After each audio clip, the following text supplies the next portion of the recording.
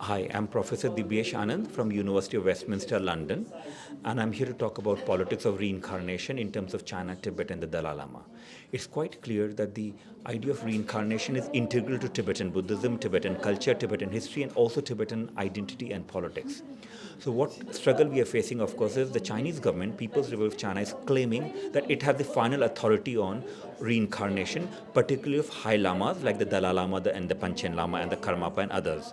On the other hand, the Dalai Lama has made it very clear that he is the sole authority and he has a sovereignty over what the reincarnation should be for his own reincarnation.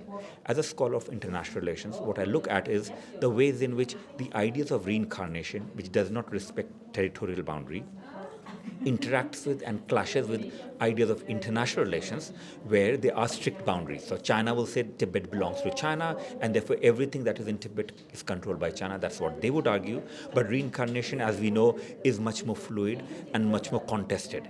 Now when it comes to specifically the issues of the Dalai Lama's reincarnation, which has become very politicized, Chinese government position is because they are the sovereignty and authority over Tibet, they have sovereignty over reincarnation of the Dalai Lama. And my argument would be that reincarnation at the very heart is about, in this case, the Dalai Lama's manifestation coming back. So he is the sole sovereign over his own reincarnation. So therefore, it's quite absurd to look at the fact that you have got a country, People's Republic of China, ruled by a communist party, therefore an atheist party, which claims authority over matters that are not of this world, because reincarnation deals with manifestation and the other world, etc. On the other hand, so we have an awkward position where the Dalai Lama says that he may not reincarnate or he may reincarnate in a particular way, but ultimately he's the authority, and Chinese government insisting that he's going against tradition if he does not reincarnate. So we can see that basically there'll be future tensions, not only between Tibetans and Chinese government, not only between, let's say, central Tibetan administration, Tibetan government in exile and Chinese government, but also possibly the wider Himalayan region where reincarnation is seen as integral part of the culture. So ultimate argument from my perspective is that the question of reincarnation is closely connected to the question of self-determination for Tibetans. Uh, the reincarnation is actually a Buddhist theoretical concept, but that is actually implemented in a actual practical tradition in Tibet. During the first Karmapa was recognized, then after that, the tradition of reincarnation became very popular in all Tibetan religious schools, even included the Bombo tradition. So then back in during the time of the Golden Pottery government and the Qin Empire, then the Qin Empire, in order to support the system of reincarnation, Qin Empire sent a golden urn to Tibet to support the system of reincarnation. But at the beginning, Tibet also accepted this offering of golden urn to use in the selection of reincarnations. Because at the beginning, for both sides, for the Qin Empire, for the Golden Pottery, there is no concept of politics of this golden urn.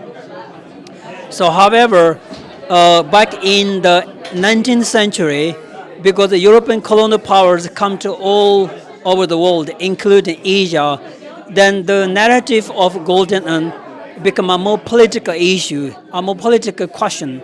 So that many Tibetan political leaders start to resisting the using the golden in the selection of reincarnations, such as the Panchen Lama and the Dalai Lama.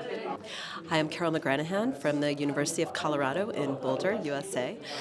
And I'm here today at the Politics of Reincarnation event to talk about the Dalai Lama's reincarnation in regards to both the Tibetan community, Tibetan history, Tibetan politics and religion, but also Chinese geopolitics. So I think the most important thing to start with is that the reincarnation of the Dalai Lama is the business of the Dalai Lama. Right? He is the person who is solely responsible for deciding where, when, and how his next reincarnation is going to take place. However, in today's world, the Chinese government wants to claim that power. So what they are doing is trying to find all sorts of ways to say to the world that they and only they, right, the People's Republic of China, the Chinese Communist Party, are the sole and legitimate body and authority to announce the next reincarnation of the Dalai Lama. This is historically and factually incorrect. But what I really want to argue today and share with you is that it's actually an imperial move, right? So this involves thinking of Chinese rule in Tibet as colonial and as imperial, right? The Dalai Lama's government, the Ganden Podrang, has been in place since 1642. Right, for a very long time. It has survived multiple Chinese dynasties.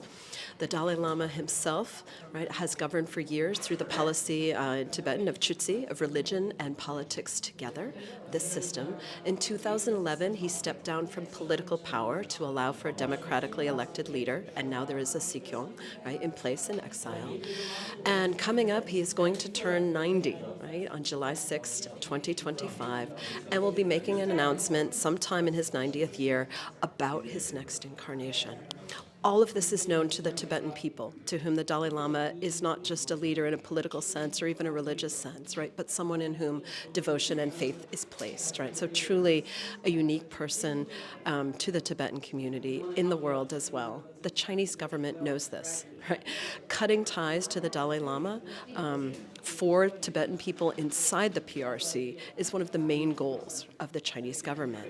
And the way that they're doing it is by using imperial practices and strategies that we have seen throughout history, right? This is to dominate, to dispossess. So to dominate means to rule over, to dispossess is to take away culture, to take away religion, to take away the authority to govern, right, the right to govern your own life. So there's several ways that this is being done. The first that is directly relevant is Order Number 5, which came out in July 2007, which was the Chinese government's bold proclamation that they and only they, right, have the ability to approve new reincarnations in Tibetan Buddhist lineages. And that was their initial kind of move in advance of any reincarnation for the Dalai Lama, to put this as a law of the People's Republic of China, and then to say to the world, this is how it's done. The Central Tibetan government in exile immediately repudiated this. However, we have precedent. Now we're going to go back in time to 1995.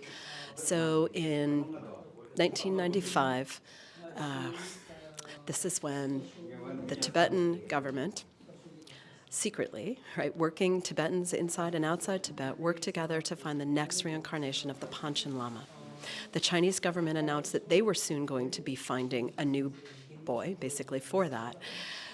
The Dalai Lama then announced on May 14th, 1995, that he, together with the Tibetan team historically charged with finding the next Panchen Lama, had found the candidate, had found the proper and correct Panchen Lama and announced him. 3 days later, the Chinese government kidnapped that boy who was 6 years old and his entire family. It was May 17th, 1995. To this day, when we are now, 29 and a half years later, the boy and his entire family have never been seen again. They remain disappeared. So these two things are the precedents that I want to hold up as tactics of empires, right? This is what colonialism, this is what imperialism looks like, right? When one country invades, takes over, controls another, and then works hard to install as law, as truth, and as revisionist history how they are going to control, shape, and dominate for the future.